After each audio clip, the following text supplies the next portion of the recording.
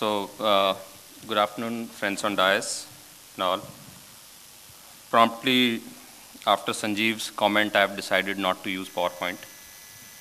And hope PowerPad is good enough.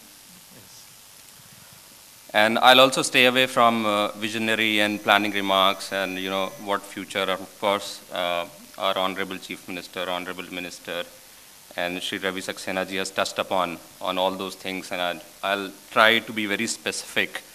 And information is something which Dr. Nanda has already shared. So I'll come to the next building block, which is communication of ICT. And I'll stay limited to the satellite communication. There also the job was made very easy by Honorable Chief Minister yesterday sharing that how satellite communication has made important role in bringing up Gujarat where it is today. And same thing was shared by Minister in the morning. So staying there on the communication part, communication is very important basically to deliver the services. If we are talking about e-India, then first we have to make all of these services available on electronic platforms. So e-services is an important part. And there are also two building blocks. One, power and communication. So power, I'm no expert talking about power. And it's great to hear yesterday that Gujarat has made power available 24/7 to all rural locations. So connectivity is something which is important part and which is required all across India. And connectivity which is not just 64 kbps or which works sometime, which is of broadband grade. Broadband grade 24/7. It's not that it starts with broadband grade and after some time it becomes 64 kbps or even less than that.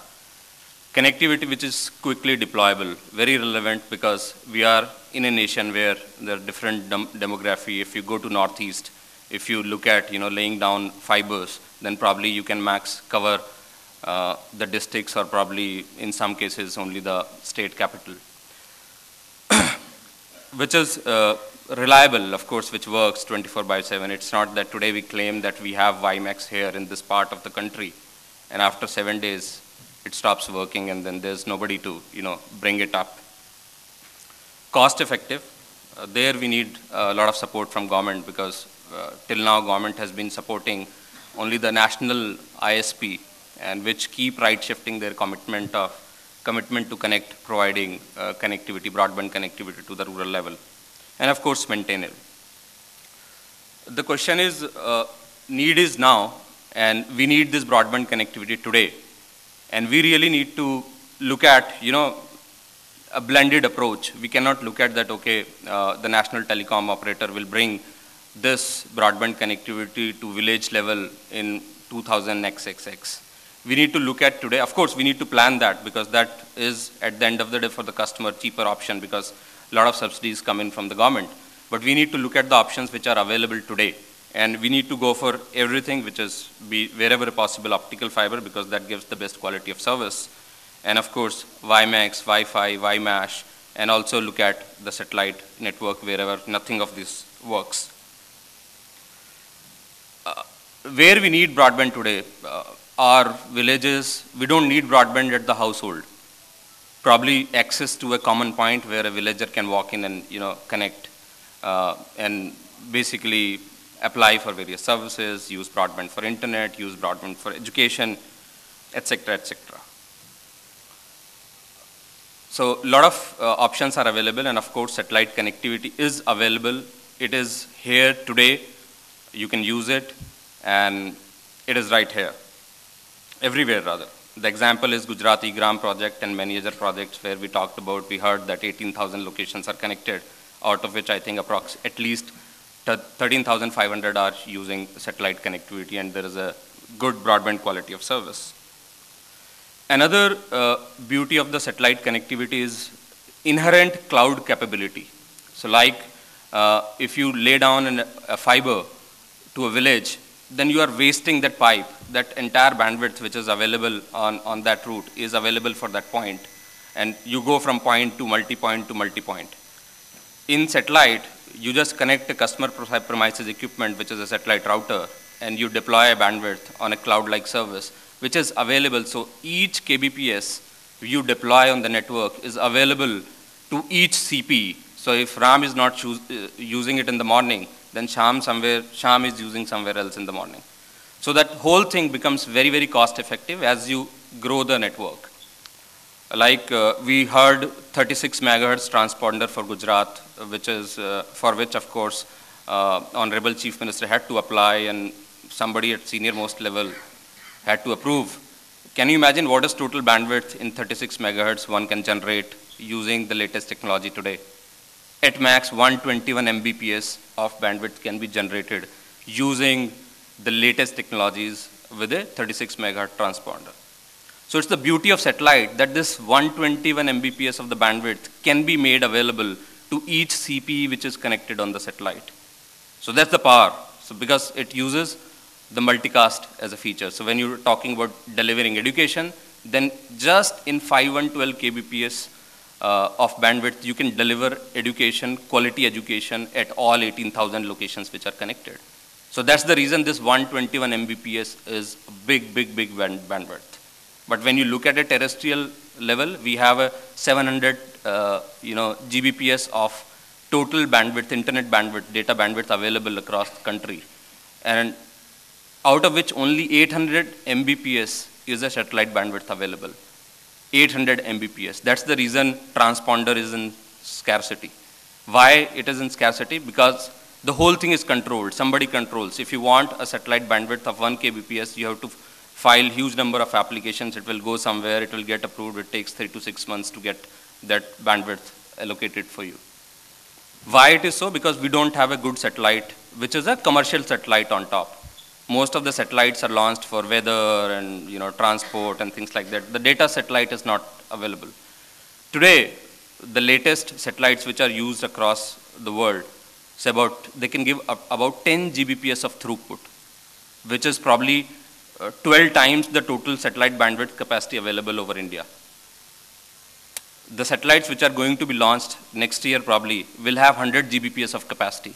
That's the reason some other countries actually enjoy the cheaper satellite bandwidth, which we don't enjoy here.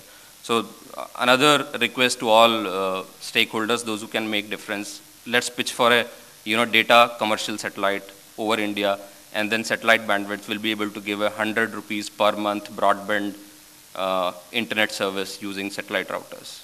Probably cheaper than what today BSNL is able to offer, and it will be consistent. So that's one thing. We are, of course, working at our level and trying to resolve this problem, and that we will not require higher level transactions to get a transponder to a state. It will be available for everybody. And it also gives, capacity building. Once you have a satellite connectivity, it's not like a normal terrestrial thing that you can run an internet access-based service, and the bandwidth provisioning is point to point. So very few number of users can be part of that connection. So with multicast, you can, do one-to-one communication, which is video conferencing. Same, probably an eGram village can talk to another village. And you can do one-to-many. So one guy sitting here, probably for an example, you can broadcast this event directly to all 18,000 locations using just 256 kbps of overall bandwidth. So you can look at that, what kind of savings we are talking about.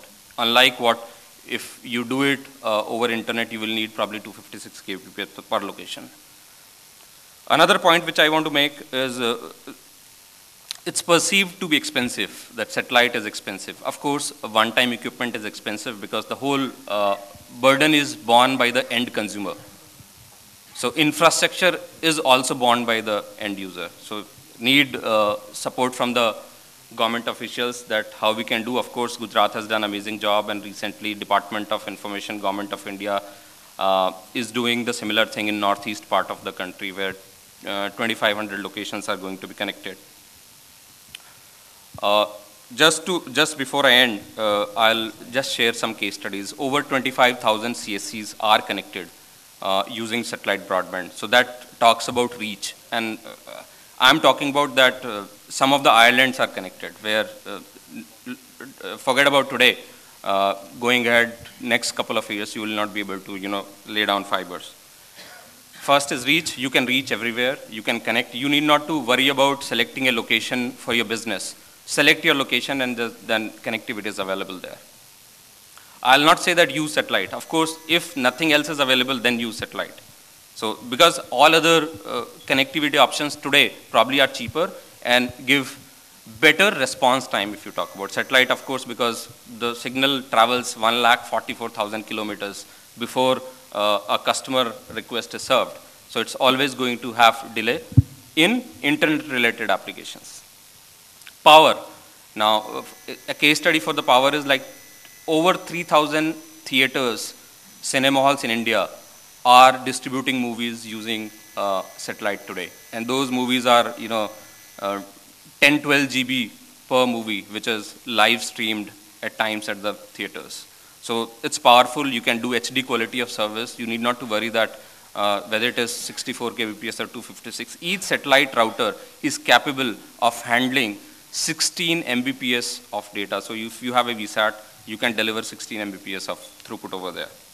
Quality, I'll give an example that IPL, we are all aware, using satellite, people did live IPL streaming to theaters and a lot of entertainment hubs and restaurants across the country. So that's the quality. So you can get HD quality using satellite. Of course, DTH is the biggest example. So to summarize, today satellite broadband is an obvious choice for rural connectivity, where other connectivity options are not available. It is available right here, right now. Today you can deploy anywhere in any part of the country. You need not to worry about laying down cables. And of course, the inherent multicast capability of the satellite, expands the service spectrum, the kind of services which you can offer. You can offer teacher training, as we are talking about the big thing, from a central location. Today, teacher training is happening in hub and spoke models, where a teacher goes to a location and calls upon 100 teachers. And there the quality of content depends on the quality of teacher going.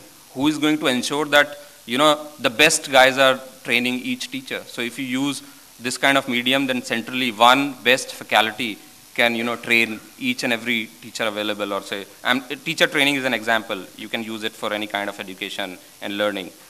People like Evron, Educom, Purple Leap, Hughes have built very, very successful models using satellite technology in delivering education. So last, we at Hughes are committed, in our job and in our journey to make sure that we have a broadband connected Bharat. Thank you so much. Thank you.